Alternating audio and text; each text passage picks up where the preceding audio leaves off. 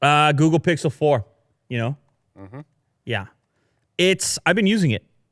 Well, it's right here. You see that? That's a Google Pixel 4, ladies and gentlemen. I'm taking photos. Will. I'm out there in the world. I'm snapping away. You didn't know I was up to that. No.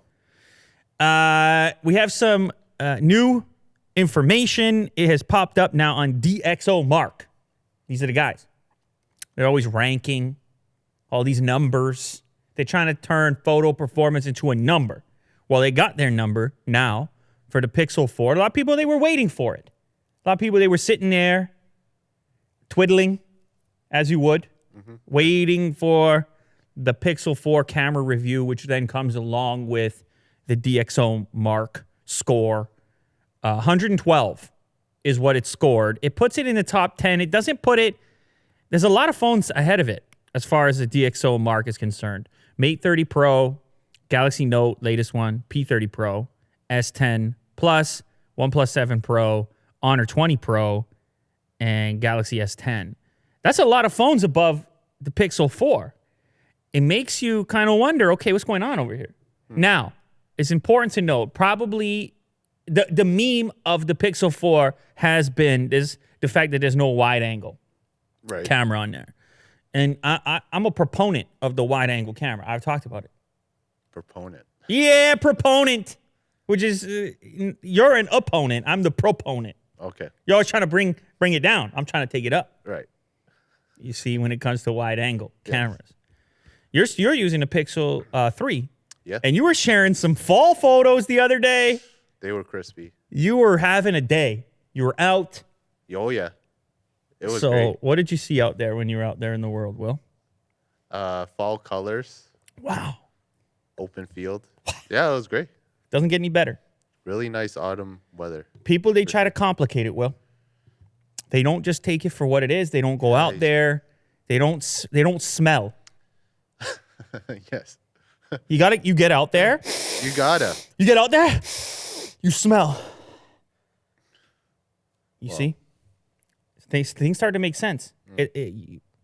You're a human being. You have these things are available to you. I mean, maybe there's some of you can't smell, but most of us, you have these things, these senses are available to you. You go out, you use them, you might be surprised what you find. Yeah. You might see the code. Yeah, exactly. In the Matrix when you're out there. Anyhow, Will's in the Slack, because we're a startup. So he's in the Slack, and he's posting these photos from the Pixel 3. And that phone is old now in technology terms. It's not, you understand what I'm saying, guys. It's all the phones show up here. That phone is old by those standards. And his photos, these are photos. Yeah, I mean, they were compressed by Slack, but, looking at them on the phone is, it's still high fidelity. Still there. Super crisp. So anyway, Pixel 4, you would expect an improvement over the Pixel 3. But you start to look into the DxO situation, you realize how comprehensive their testing methods are. It doesn't line up exactly how you'd expect. And some of this stuff, for example, how is it weighted? If you're lacking the wide angle, you got to knock some points off. They talked recently, if you recall, we talked recently. They talked recently, then we talked. We talked. About how they were exploring the wide score, expanding the camera protocol to the wide score. That came out on September 18th. So that's got to be a component now. But we don't see exactly in full detail the weighting. Weighting, not, weighting like weight, like kilograms or pounds. The weighting of the points. We don't see that. So it's hard to know how the whole thing lines up. Nonetheless, it's a 112 score. It's in the top 10. Somehow it does better in video. The selfie score puts it at a 92. Plenty of devices higher than that as well in the selfie department. And you start to wonder about DxO Mark in general. Because I'll tell you something, Will. I'm just going to say it. Like you, I'm out there in the leaves, checking it out, sniffing around. And this camera, my goodness, on the Pixel 4. My goodness. It's that good, eh? Well, I've been using the iPhone. I was using the iPhone for 2 weeks or something. Pro. I was a pro. I was out there. I was a pro a couple weeks. I gotta say, I mean, I'm just talking. I'm just a guy. But I gotta say, I get the Pixel back in my hand. You're a new man.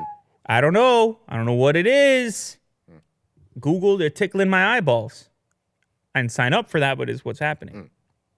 I don't know what else to say. I pointed at things. I hit a button, and what comes out of that is, to me, about as impressive as it gets on a smartphone. To me. Everybody's going to be, you might be looking for different things. You have your own tastes. Beautiful. Beautiful. You have your own tastes. Beautiful. But to me, to these ones, I snap a photo on this Pixel 4. Woo, we're talking. Right now we're talking. But anyhow, it sounds like I'm saying that the score is bad at 112. It's not bad. It's just there's a lot that are ahead of it. Keep in mind, every single phone on this list, except for the Mate 30 Pro, I've used. Galaxy Note, P30 Pro, S10 Plus, S10, OnePlus 7 Pro. Pretty much everything here I've used, shot photos on, lived life. So I'm speaking through that. Right. Just keep that in mind. I use all this stuff, but my taste is going to be my taste, so you have to take it for what it's worth. But pick one of these up. Just point it. You did it. Yeah. Also, to note that all of these phone cameras are good. Like, they're all really, really good. Well done. You know? Well done. I mean, you can nitpick and there's nuances, but, I mean, every photo will be a pretty good photo. Willie do. At least these top 10 phones. So, Willie do. just saying. It's the perfect thing to say. Yeah? I should have said it. You said it. Yeah.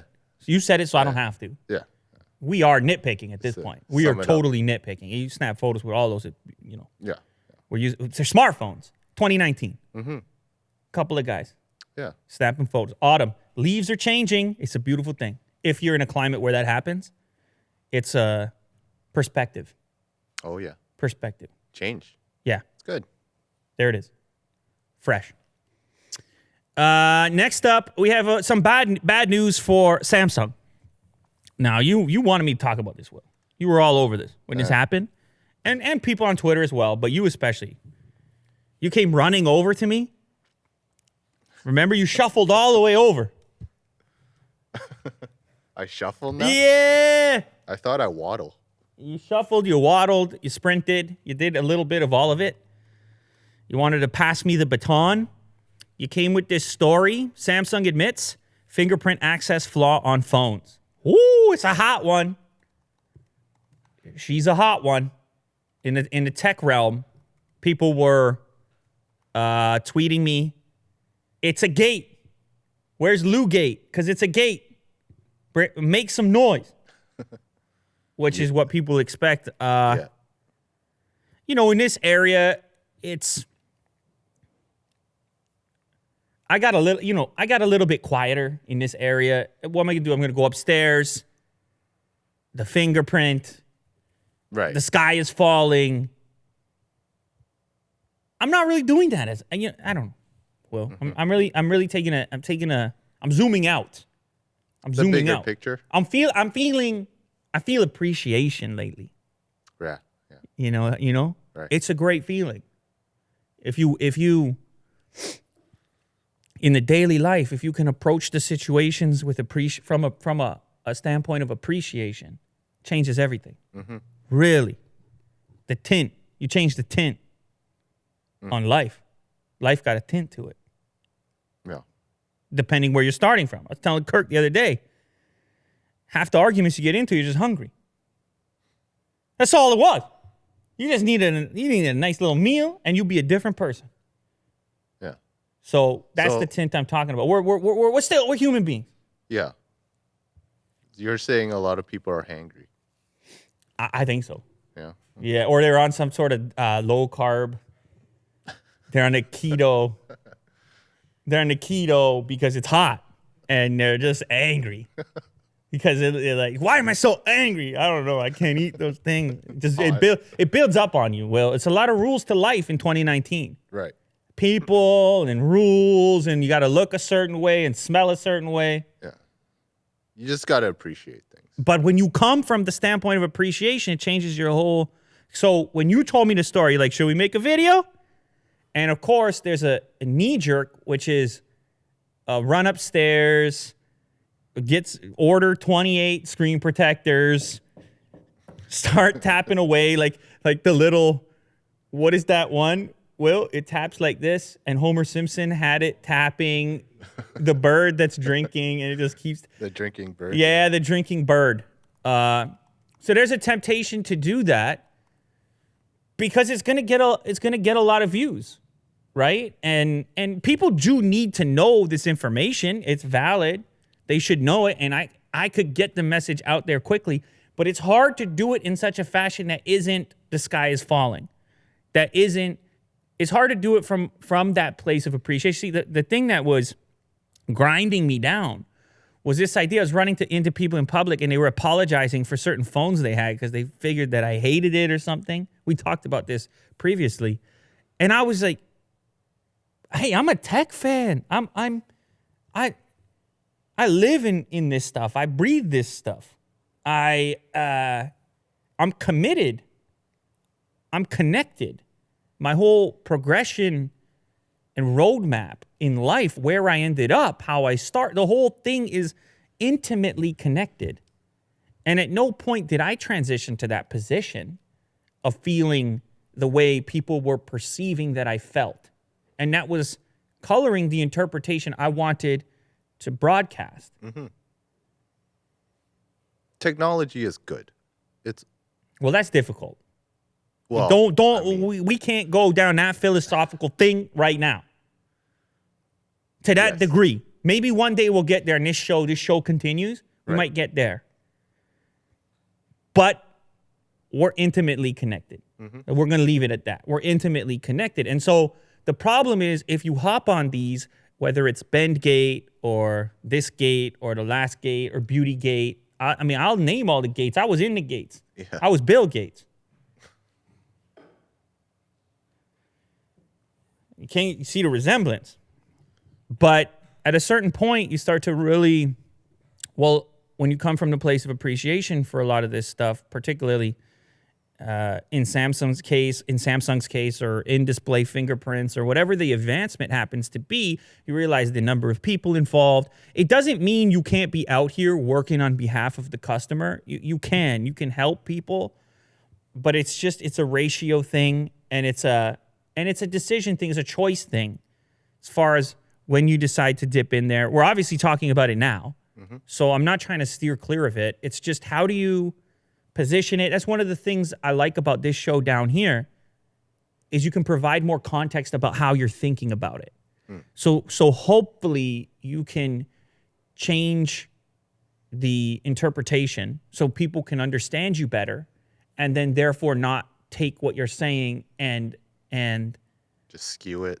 Well, to their defense, what other way to take it? When you do a video up there and it's edited and it's quick, it's hard to know the whole context of the thing. It's like in a bubble. Just by nature of the limitations of that production method. Mm.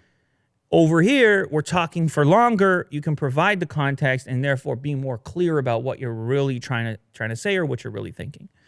Anyhow, Samsung has an issue with their ultrasonic fingerprint scanners on many of the recent devices: Note 10, Note 10 Plus, S10, S10 Plus, S10 5G.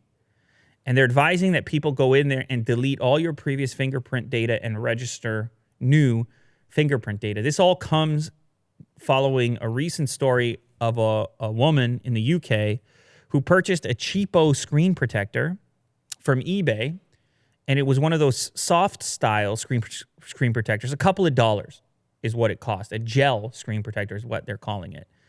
And after applying the screen protector, any fingerprint was capable of unlocking the device. Now, this is a panic mode, right? That's the way that you protect your data on your device. And if anybody could walk around just carry a pack of screen protectors in their pocket and unlock any Samsung device. That's going to be a problem. From a couple of standpoints, if they can unlock the device, now they can, from a theft perspective, now there's a reason to steal them or a better reason to steal them. There's all kinds of stuff that happens after the fact. Once this word gets out that these are easy to break into with this cheap solution, ultimately, of these screen protectors. Now, we couldn't help ourselves. Privately in the studio, we grabbed a few different cases, screen protectors of different materials, and attempted to unlock our devices in this list with ultrasonic scanners. I couldn't make it happen. I couldn't replicate the finding, but apparently it's a certain type of screen protector.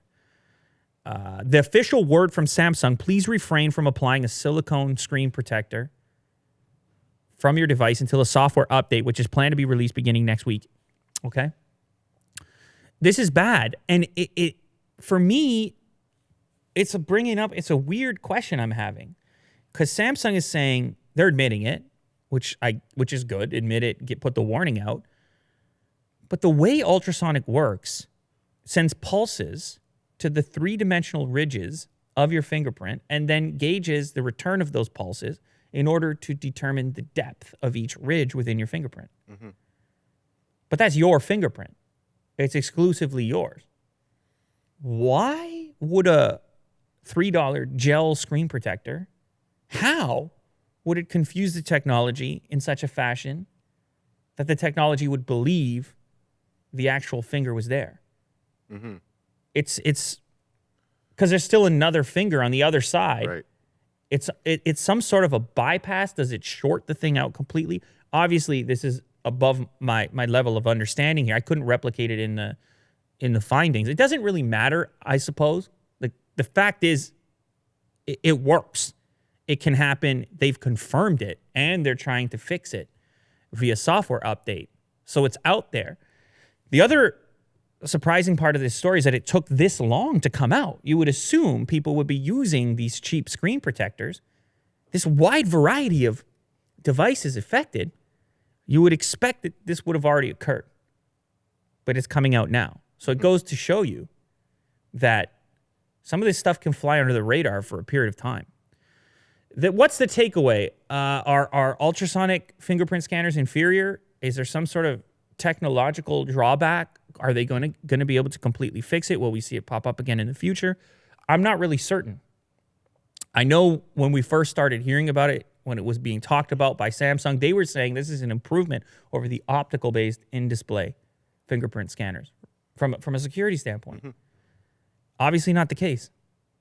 As far as we can see right now, that's obviously not the case. So it brings up an interesting conversation in general about in-display fingerprint scanner, particularly ultrasonic in this case, but maybe in general, this idea of fingerprint biometrics.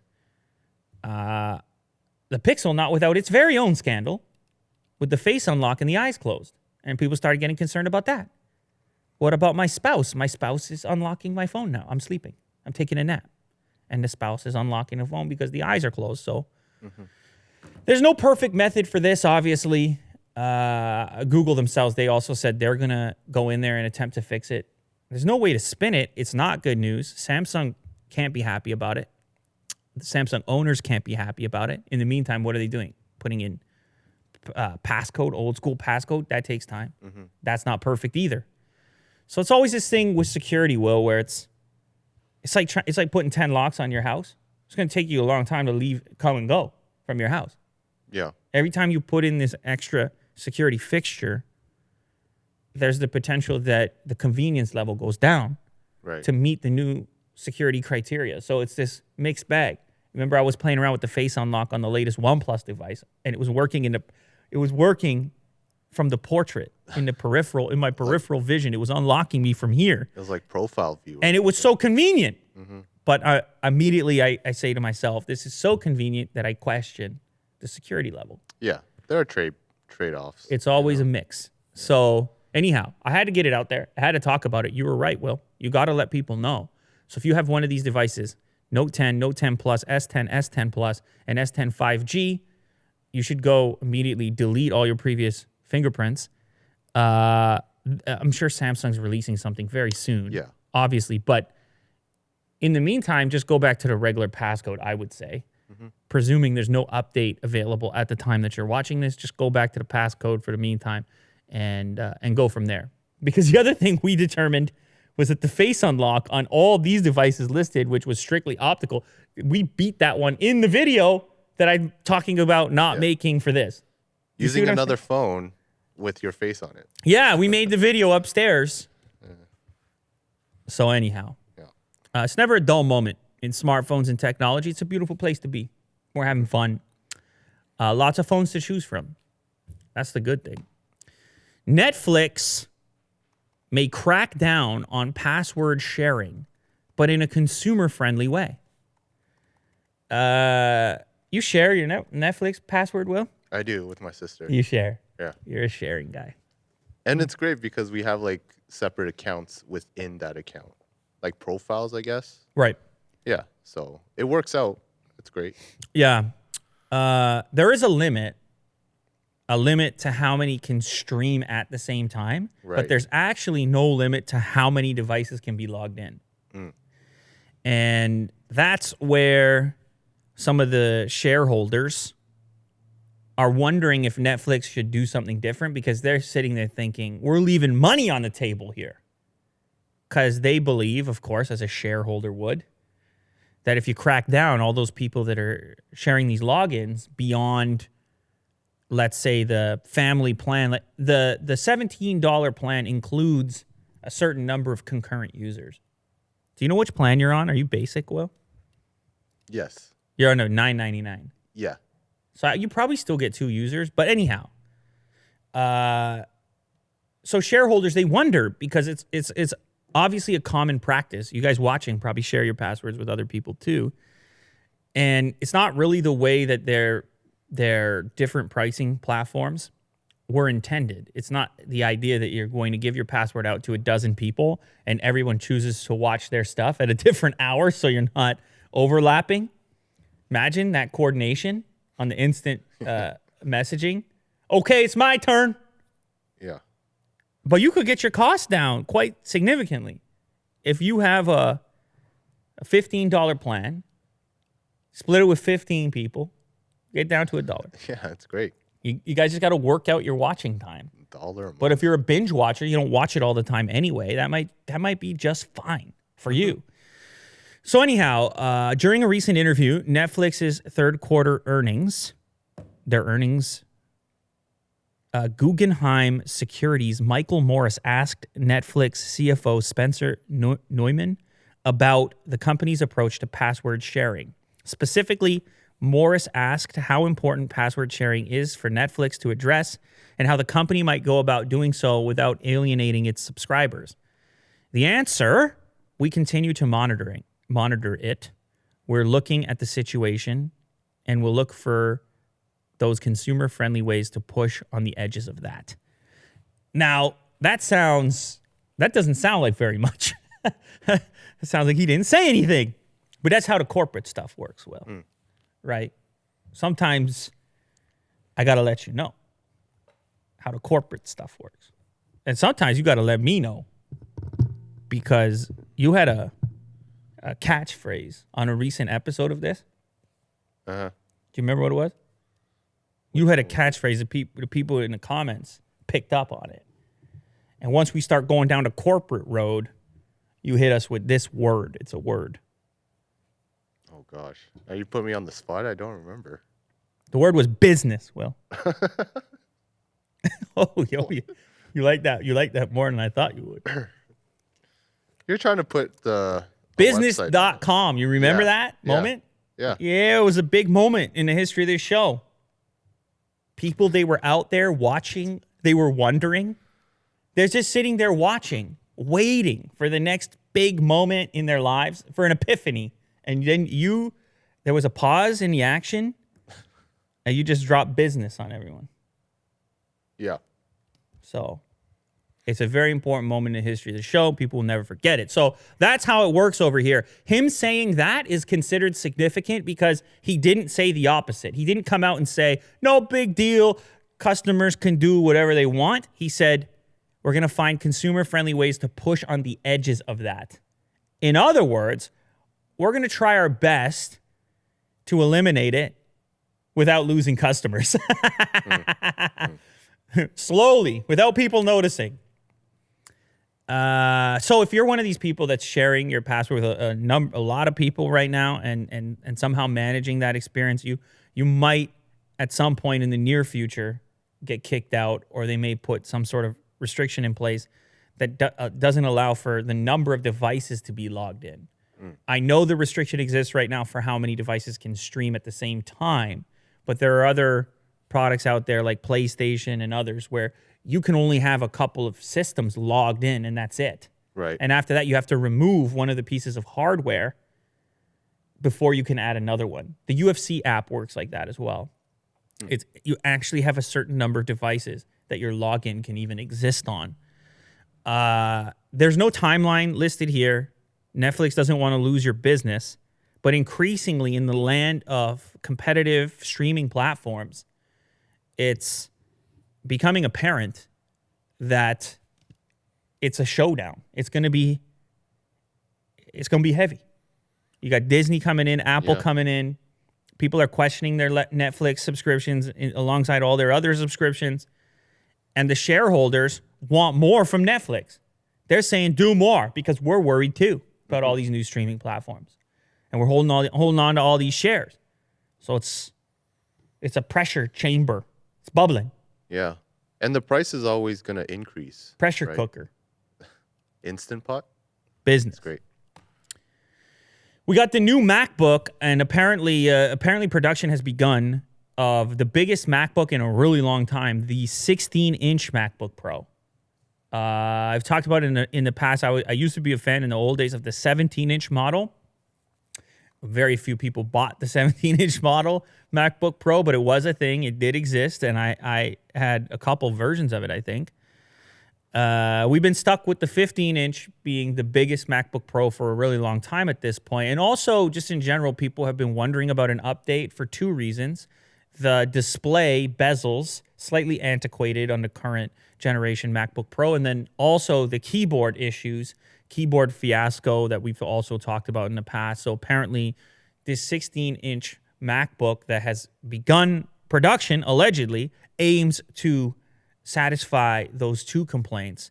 The display, if you look at the image here, if you look closely, you'll see the bezels have shrunk down substantially, especially on the sides.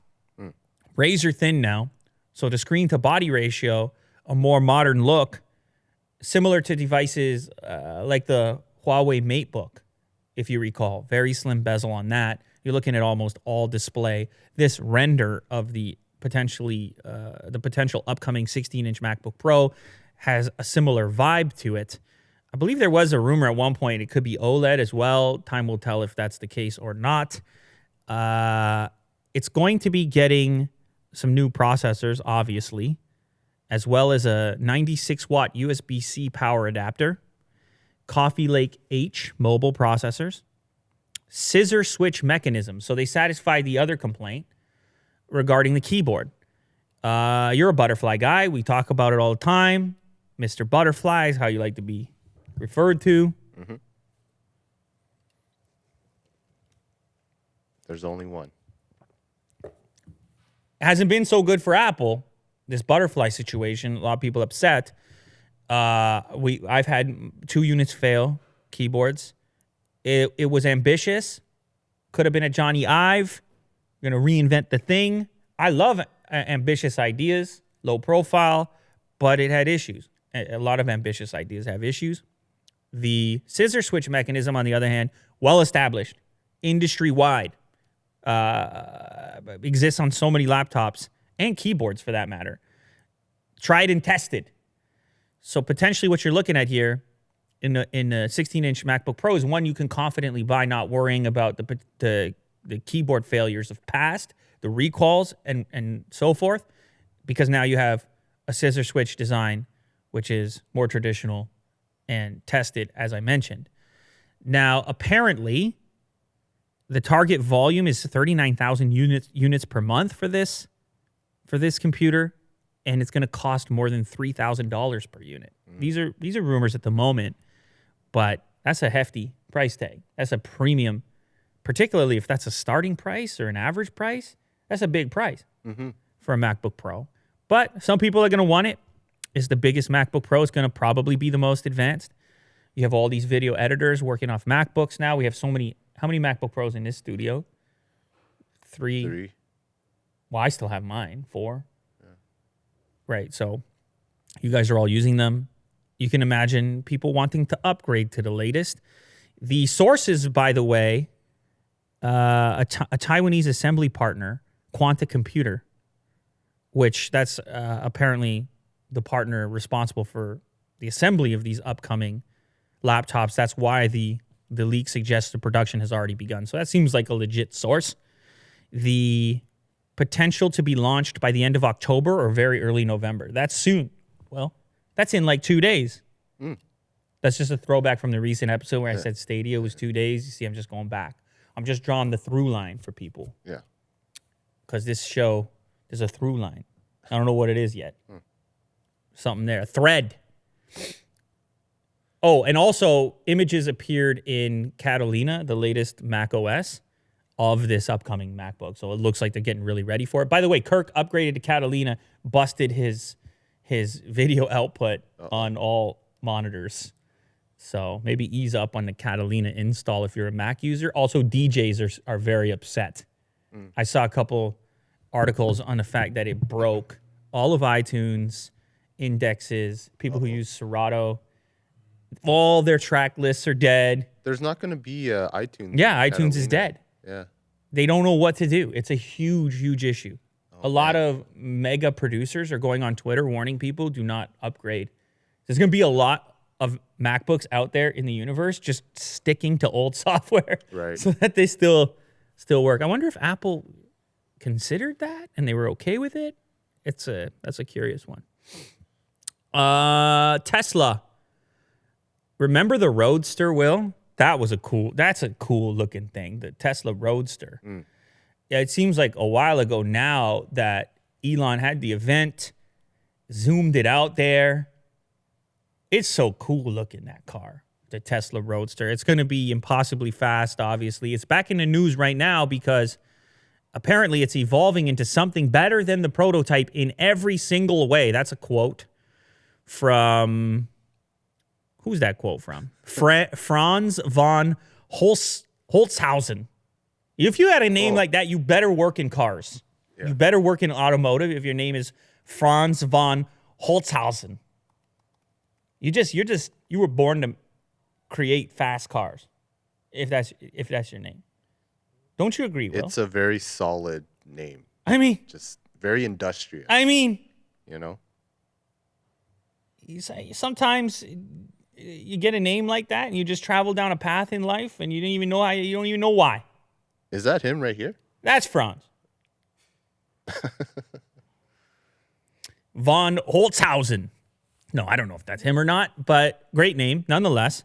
He was recently being interviewed and he confirmed that the vehicle is evolving into something different. He was on a podcast. He says, it is evolving deservedly so, and it needs more time. It will be even better than what we unveiled in every way. That is loud. Imagine putting that part in the end. You're doing this interview, you're on this podcast, you say all that, and then you say, in every way. Woo! Shivery. Every way. Anyway, so that's kind of what you have to say at this point. The vehicle's so far out, you can't stop working on it. But it's interesting because the specs they put out in the first place were so bananas. That's the official term in the automotive segment. Actually, for Elon, it's plaid or ludicrous, or things like that. For me, it's just bananas. 1.9 seconds, 0 to 60. 620 miles of range. It was already bananas. He was talking about a SpaceX package that would include cold air thrusters, and he wasn't joking. Some people say he wasn't joking. So it's already in banana land to begin with, and then you say it's evolving and it's better already in every single way. You get people fired up. You get people excited. Will, that's how it works. And it's also very attractive looking. Easy, Will. It's really, really nice. So slick. Yeah. Keep your pants on, Will. No, they're already down. Yeah, it looks amazing. It's got this spec sheet, and you know they're going to be improving it, obviously. Originally, Musk had been talking about launching the new Roadster in 2020, but recently he tempered his expectations, saying it's not a priority. That's unfortunate. Wow. But you have to understand, it's so expensive, and it's such a small volume thing for them as a company. Mm-hmm. How much focus can you really put on it when you're trying to pump out the real volume product that can put you on the map in a different way? That said, there's something in the car industry called the halo effect, Will, which is the reason all those brands are running those F1 cars and stuff, those race cars, Ferrari and McLaren, or even the other Indy series, Honda. It provides this kind of fringe, high level, look, our engineers are capable of this, so our consumer products must be cool too, kind of a thing. Mm-hmm. You want to know that the brand of car you buy is some sort of an engineering achievement. Yeah. And so having these halo cars at the top of the spectrum wearing that badge gives people confidence all the way down the product lineup. Kind of like a flagship phone. Willie do. In a way, right? You know? Willie do. You're on fire today. What'd you do today? Nothing. What'd you do today? Nothing special. Nothing unusual? No. You're just feeling good? Yeah. I love to hear it. The Vatican put out a gadget. You didn't expect me to do. You didn't expect that. Vatican announces wearable e-rosary smart device and app for guided prayer. Click to Prayer e-rosary, a device targeted at young people as a tool to educate about praying the rosary. You see that wearable right there? That's wearable technology with God involved. You didn't expect it. Click to pray. You didn't expect it. Why not? Well, everything else is wearable gadgets. Why can't the crazy part about this story to me was the fact that the Vatican can announce and release products. I didn't even know that was possible. So I'm reading this. The Vatican announced Tuesday it launched a wearable smart device. Is the Vatican publicly traded? No, they're not. But it's just it's a weird concept that the Vatican releases products. But yeah, I guess anyone can release a product. So can the Vatican. That's cool. The Click to Prayer e-rosary is a device targeted at young people as a tool to educate about praying the rosary, according to the Vatican News. Vatican News is the official source for Vatican News. They're official. The Vatican News is the official public-facing aspect of the Vatican. It's their official communication channel, as NBC News states. A wearable device in the shape of a cross, it syncs to a free app and tracks a user's progress. And the device is activated by making the sign of the cross. Huh. Yeah! That's cool tech. So there's like a accelerometer. That's cool tech. Will, you hit the sign of the cross and the app starts tracking the prayer. And then you get your prayer specs. You guys are laughing, man. It's kind of cool. I don't know. I just think of it like kind of like a Fitbit in a way. It's a Fitbit. It's a Fitbit for your faith. It's a faith bit. Right? Am I right? I don't know. Whatever. Tech can and will go everywhere. Obviously, this is proof about it. It seems to me that Acer is the company building it, It's listed for sale at Acer's Italian website for $110. Maybe I should order it. I think I can import this from Italy. Why not? It would be interesting to look at. Click to Prayer e-Rosary is a project under the Pope's Worldwide Prayer Network, a network focused on mobilizing Catholics through prayer. The thing itself, the cross itself, you can wear it on your wrist or on a necklace, apparently. And then each one of those becomes the beads, the rosary beads. What did you just highlight? I'm just, they also made an app called JC Go. Yeah. Which is kind of like Pokemon Go. It lets players catch saints or Bible characters. Wow. That's wow. What a time to be alive, Will. You wouldn't imagine this ever happening. But there it is. Your very first Vatican wearable. Could be the first of many. They could be having, you could have the Pope doing events like Tim Cook, launching the latest, the hot new one every year, V2. Yeah. The S model. The Rosary Pro. Yeah.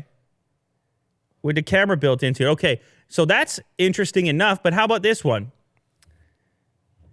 Vatican's wearable rosary gets fixed for app flaw, allowing easy hacks. The day after. No, I don't know if it's the day after, but it got hacked already. Oh, no. It got hacked already, Kirk. It got hacked already. So, is that the devil responsible for that?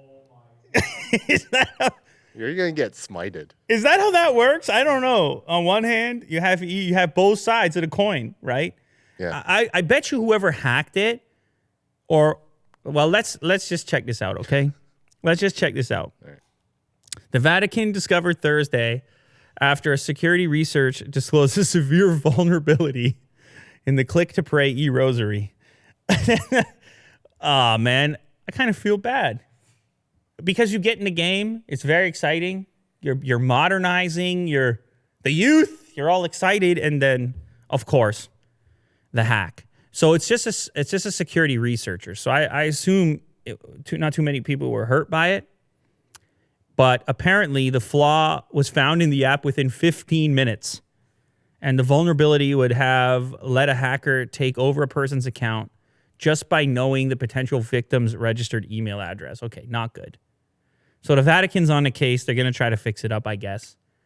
But it's unfortunate news, your very first wearable device. And you got some issues there. But I'm telling you, Will, the lesson here, just when you think tech has gone everywhere, right? Mm-hmm. It's still got places to go. Yeah. Unexpected places for tech to go. It's really interesting. I don't know. Anyhow. Maybe I got to get it. Check it out. See what it's all about. Pope's first product. Pope's first tech product. Yeah. It's got a nice... I wonder how involved he was in it. Do you think people were showing him prototypes? You think he's wearing it? He's the CEO of the Vatican. I'm saying. I think he was looking at the prototypes. It's all very interesting. But this next story is even more wild. Artificial skin creates first ticklish devices. A new interface developed by researchers in Bristol and Paris takes touch technology to the next level. All right. Researchers adopted a bio-driven approach to developing a multi-layer silicone membrane that mimics the layers present in human skin. Made up of a textured layer and electrode layer, it can actually feel conductive threads, hypodermis. It can detect interactions such as tickling, caressing, even twisting and pinching. You're a sick man, Will. You're a sick man. You need help. You need an e-rosary in your life. Yeah.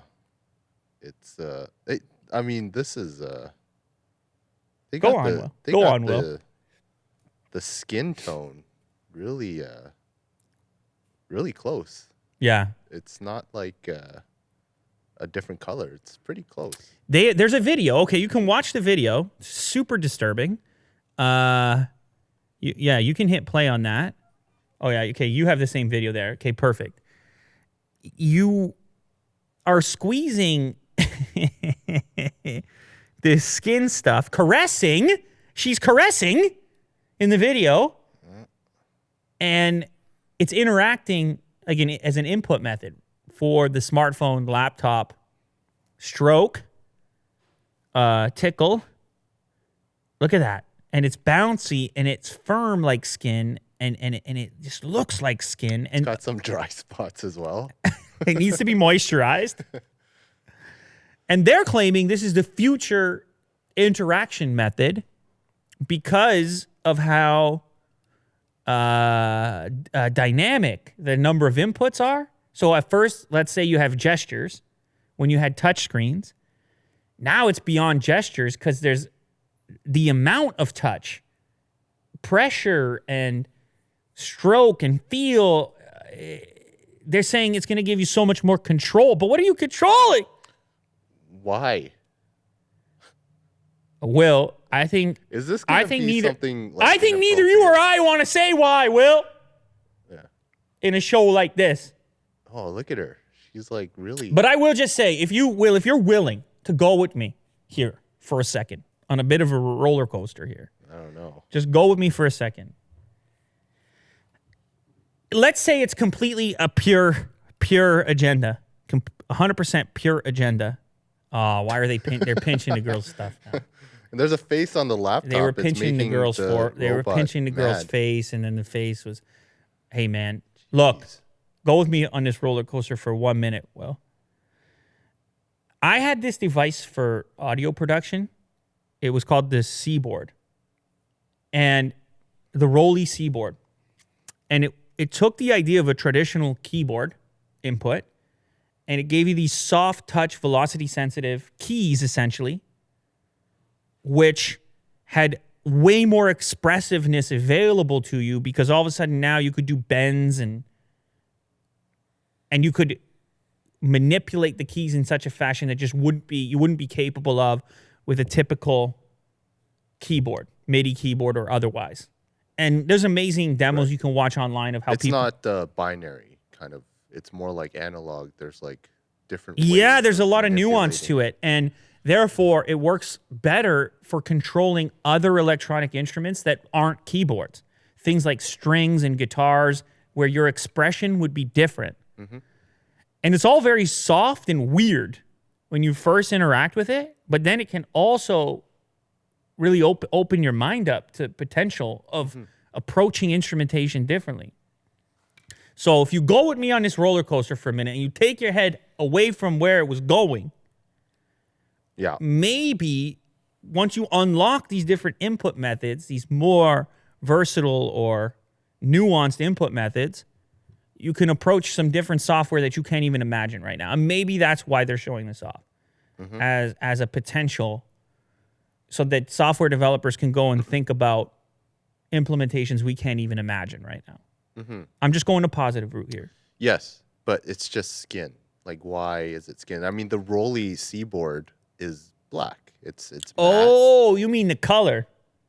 And the texture, like it's wrinkly like skin. Well, because what they're saying, Will, is that skin, their pitch is that skin is really advanced as a touch input method. They're saying skin has more capability than a trackpad or a touchpad or a touchscreen. Skin is the original touch. Right. Like your ability to discern nuance on your skin is unbelievable. I'll poke you with this thing, you'd be like, oh, I know what that is. A little SIM card tool. You feel sandpaper, you know what it is immediately. Your sense of touch is actually quite sophisticated. You just forget it because you're not out there thinking about it. Right. But it's the other person that's actually feeling it. But this thing is like artificial. You know what I mean? If you're poking me with like a needle, yes, like I would. But what they're saying is on the software end, it knows the difference. Right. You see what I'm saying? Mimicking skin on the other end allows the software to take the nuance of the input and translate that into a digital signal. So also like the ridges of the skin would provide some sort of like more accuracy, Exactly. right? I see. So imagine, I don't know, some futuristic version of Photoshop or something, where all these little minor movements had, I don't know about Photoshop. Yeah. But you're right. By them making it the color of skin and playing up the skin element, it takes you down a creepy path. But you don't have to go there. We can go where we want to go. That's the beauty of this show. We can go where we want to go. And I'm going the way I went when we took the roller coaster, and I'm sticking to it. All right. Because that's the way. For now, at least. We'll see. We'll see what happens. I know what they're going to do. I know what they're going to do. The internet does what the internet do. Right. Willie do. It is impressive, though. There you go. Let's just say that. All right. There you go. The longest record commercial flight just took place. Qantas completes record 19-hour flight to test the limits of air travel, New York to Sydney. And they did the trip to study the health effects of everyone on board. Isn't that interesting? It didn't even cross my mind. I just assumed, oh, you can do it. You can hit this new level with the 787. Of course you're going to just do it. But you got to test it out because maybe people go crazy at a certain, maybe after 17 hours or 18 hours, at some point in there, it's just too much. Yeah. The body. It's just crazy town. Yeah, or the jet lag, you know. I don't know. Yeah. Gets worse. Qantas just broke a record for air travel, and it may have helped science in the process. They went New York to Sydney. Jeez. New York to Sydney. 20 minutes. They went New York to Sydney as part of a project researching the effects of very long flights. 19 hours and 16 minutes. The study measured pilots' brain waves, melatonin, overall alertness, and then passengers were gauging the effectiveness of anti-jet lag measures like changes to the cabin lighting and meals. Travelers even participated in exercises to keep their bodies limber. That's a long time. I don't know what the longest flight I've ever been on. Probably Dubai? Where Taiwan? I think my flight to Dubai was the longest I've ever been on. But you can check. You can check that out for yourself. But I think that's like 14 and a half or 15. Oh, no. That's only 13. Air Canada right there, nonstop. Oh, no. Wait a sec. I took Emirates. Yeah, same. 12 hours, 55 minutes. Maybe that Hong Kong is longer. Give me the Hong Kong, Will. Yeah. Ooh, yeah, that's Oh, tough. 16. Cathay Pacific we took. 15 hours, 45 minutes nonstop.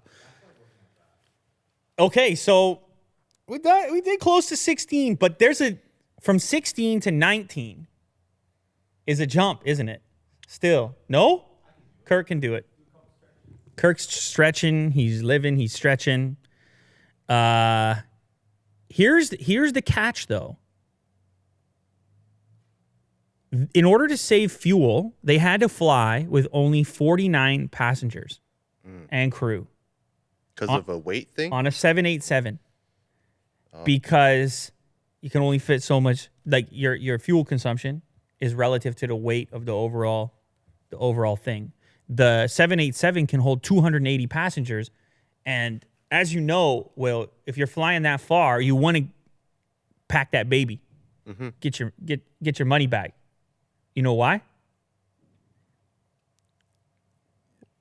Why would you want to pack the airplane full? Business. Hey!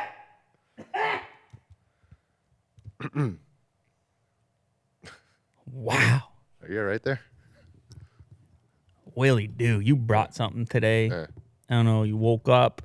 You went for a jog. You brought the Pixel 3. Otis was nice to you today. You drank. Yes. You drank the iced tea. Mm-hmm.